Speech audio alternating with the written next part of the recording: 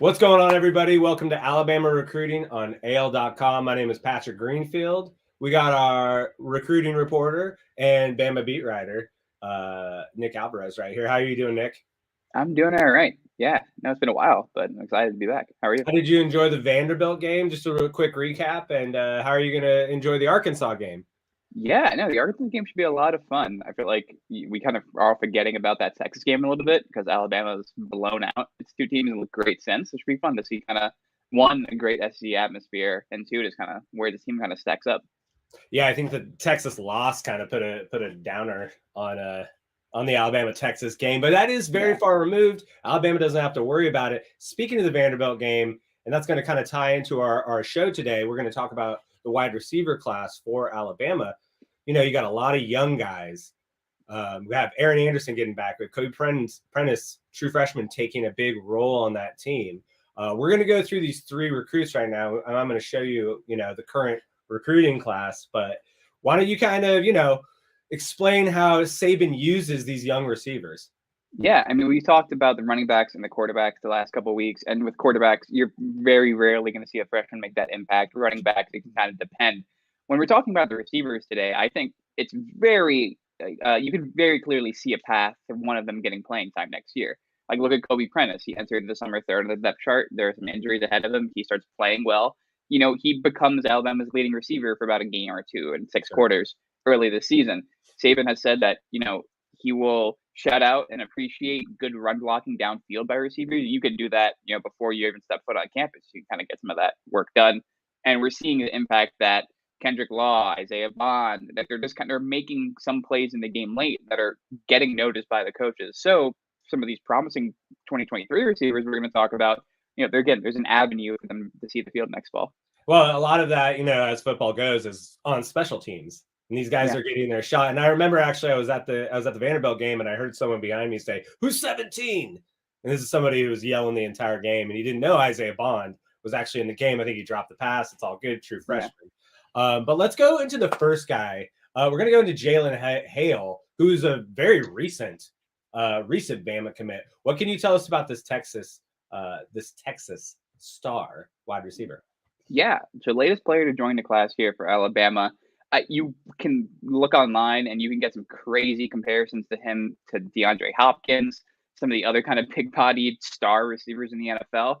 But then you watch the film and you think, okay, that can't be true. But you kind of see it a little bit. He's very long. He's 6'1", 185. Yeah. He can go up and get it, but he can also create separation with his head-shoulder fakes, with his legs, with his body. It's pretty impressive at a high school level in the national powerhouse like Texas.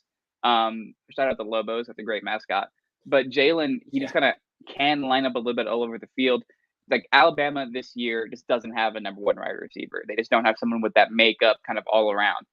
I think Jalen Hill kind of has that. I'm not saying that next week he's going to be number one, but like, he has the speed. You would want to see him kind of grow into his frame a little bit more, but like, he has kind of that makeup where it's like, yeah, go get that guy the ball. Like, who cares how?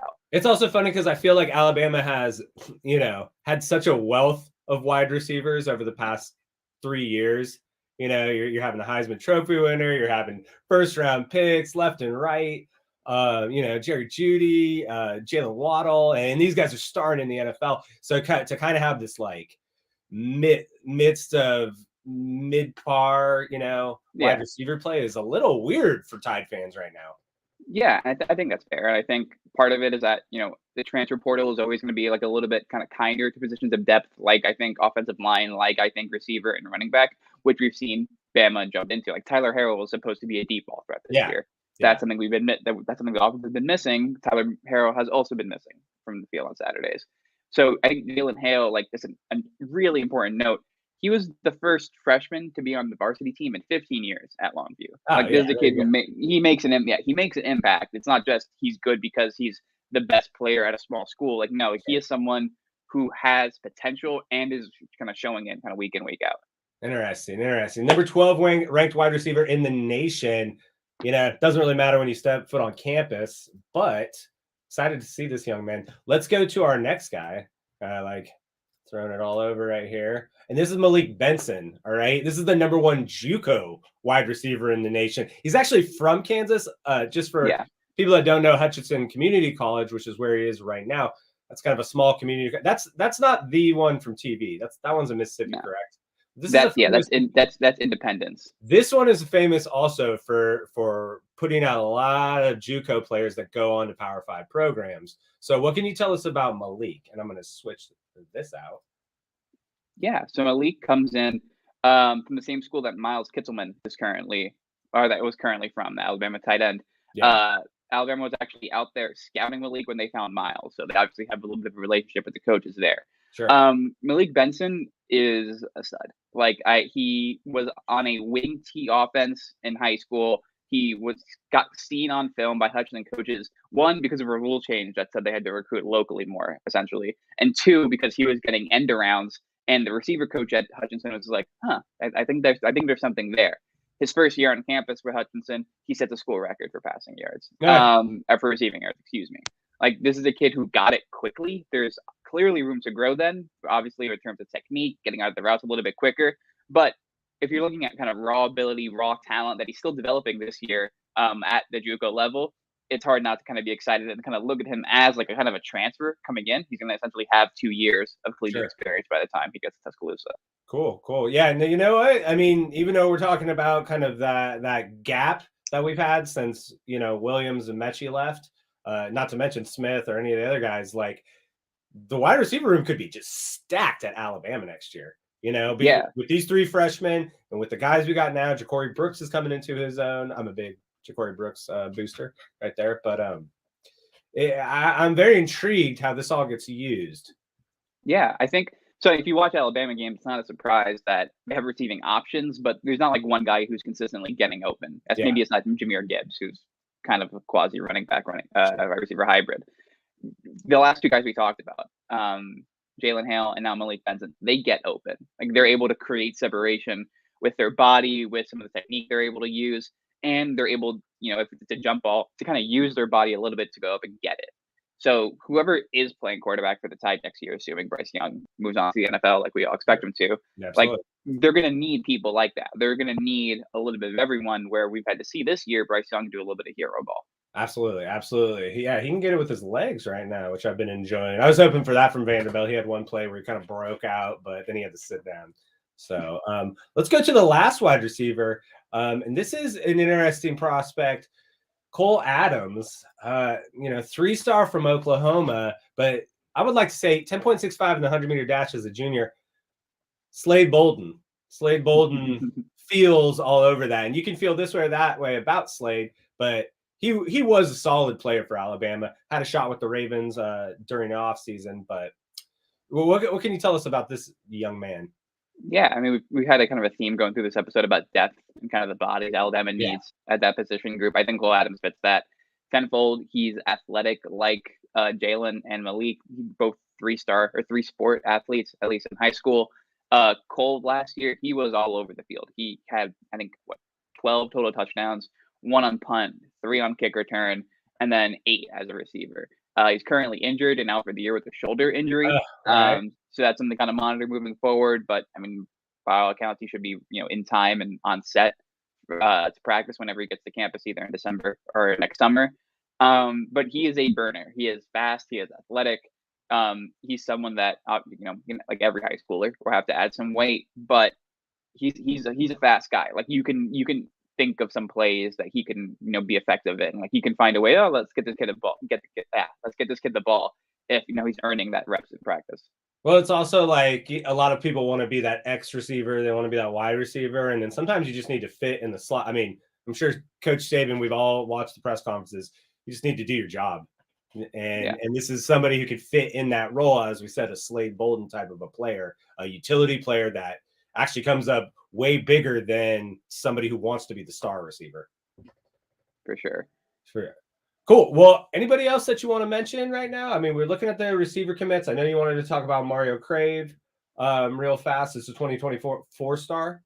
Yeah, so it's a 2023 4-star. Yeah, it's fun. So on 2023, Alabama has favorite receivers. We talked a lot about the freshman class of receivers they had. We've already alluded to the transfer portal. So I would be a little bit surprised to see a 4th one get in the mix. That could all change should one of the 3 that we just talked about, flips or chooses elsewhere. But I wouldn't be surprised also if Alabama puts a call to Carmelo English, who we talked about last week. Former Auburn commit. He's an absolute kind of star for Central Phoenix. Not saying that there's any, oh, let's go get him because Auburn couldn't, but like Alabama's always in the market for good playmakers. They have one in the backyard that just became available. I think English is one of the 3 or 5 best receivers still on the board nationally that haven't committed anywhere. Well, interesting. Didn't he text the "We Are" after the Penn State He win? did. I did think he headed up north. But yeah, I think he has some opinions about some of the backlash he got. But on Mario Craver, I was at the Thompson Clay Chalkville game last week. Awesome game, bunch of Bama commits on both sides. And Mario Craver, he before the game had spoken with Tide coach Freddie Roach and said, hey, like I'm going to score one tonight. And then Freddie Roach, knowing about Tony Mitchell, Anquan Fagan, some of the DBs that the Warriors had, said, they said they were going to lock you down.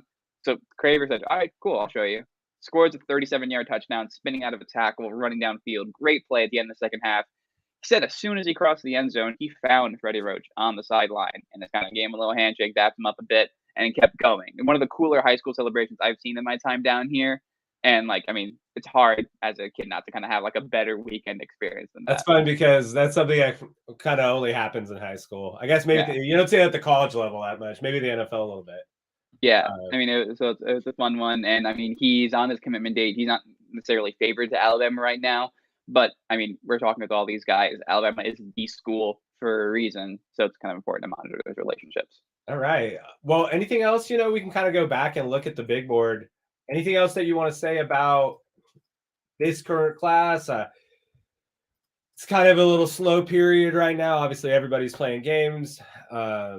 We'll get a few more commits probably before the Iron Bowl, but it's really going to get ironed out in December, right before early signing day. Yeah, no, you hit it on the head. I think I have a couple articles right now up on AL.com. They should be in the link in the story part of the section below. That this references the fact that this class has a chance to be historic, and that's a word that gets thrown around a lot. But because this year there's no longer a cap on the amount of scholarship players a team can add over the course of one off season, especially with the transfer portal. Alabama is going to be able to kind of really rack up the numbers if they want to and get as many high schoolers as their roster could possibly hold with that big 85 number. So the class is currently at 23, I believe. It could go up to potentially 33 with some of the math I did, which would give Alabama the highest rated class in history, topping not only Alabama from 2021, but Texas A&M pretty infamously last year. Yes, the infamous 21 Texas A&M class, which we'll all be excited to see next Saturday. Well, good stuff. It's funny that you mentioned the scholarship thing. If anything Nick Saban does, he adjusts to the rules well. And that's what irritates so many other fans and coaches around the nation is this guy knows how to twist the Rubik's Cube the right way. Yeah, no, it's honestly kind of impressive, and that's with kind of like the veiled NIL threat it kind of made last year when last summer when all this blew up. So it should be fun. It's exciting. Alabama's getting into some good games, which means more likely than not, some good recruits will be coming to check them out. Either those that have committed, saw Hunter Osborne at the Vanderbilt game last weekend, or just some of the bigger names. I'll mention James Smith and Craver saw every single week until they commit. They're around. And it's no shock that Alabama is deeply involved in trying to get both of them on campus. Interesting. Cool. Well, Nick, thank you very much. Enjoy safe travels to Arkansas. Enjoy the game. We'll obviously catch up next week. Maybe talk a little. I don't know. We could go a little secondary, whatever the people want. Yeah, that's We'll talk about that. But thank you guys for watching. This is Alabama Recruiting on AL.com, sponsored by Inline Lighting. We'll catch you next time. Thanks so much, guys. Whoa.